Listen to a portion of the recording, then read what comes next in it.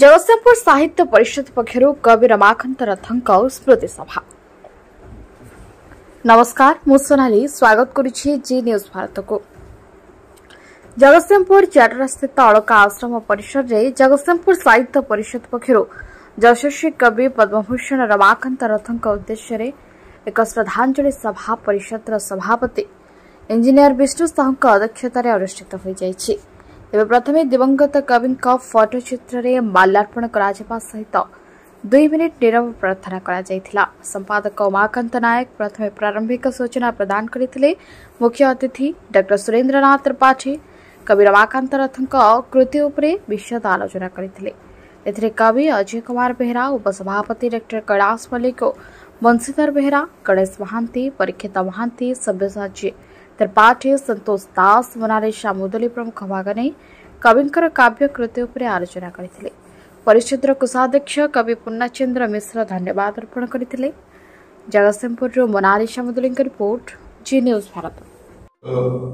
प्रिय संपादक उमाबू एवं प्रतिष्ठाता सभापति भाव में कार्यनिर्वाह करते अजय बाबू एवं समस्त सदस्यगण आज विलंब हेले भी समय आम हाथ में कम थी दृष्टि समय पाई दृष्टि आज सप्तम दिवस आम स्मृतिचारण करने उपस्थित होइछे। बड़ कथा जे आम पूर्वसूरी मानू अवर्तमान स्मृतिचारण कर जो परंपरा अच्छी आम रक्षा करें। तेणु आज एभली जड़े कवि को आम ये स्मरण करने उपगत होइछे जे जानकर जन्म ही नथिले आमे ओडिया भाषा साहित्य समग्र विश्व रे विशेषकर श्रीराधा पाई जो सम्मान पाई ताहा पाई पारि न।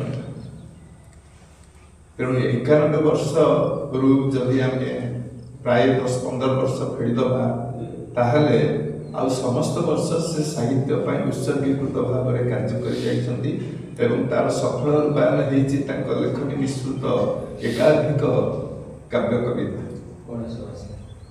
एवं सही कविता गुड़िक तो निश्चित भाव में प्रतिनिधि स्तरीय आमती कहला जे एडवोकेट बैरिस्टर जनरल गोविंद दासंकर अमावास्यार चंद्र जो भली भाव में गोटे पदचिन्ह रखी जाइए सेमती कविता क्षेत्र में बा काव्यालोक क्षेत्र में श्रीराधा सेमती एक उज्ज्वल पदचिन्ह जहाँ आगामी वंशधर माने ताकू रेफर कर चलिए उद्धृति मान आनी चलिए एवं रूपकल्प चित्रकल्पर एक अगाध समुद्र कहले अत्युक्ति हेबा ना। श्रीराधा आम जो एमए पढ़ुलु से गोटे लंठन कविता आम पढ़ुलु मोर टिके मन पड़ा से जो शब्दटी मन पड़ू ना मुजलुची ओजलुची तीव्र दरजरे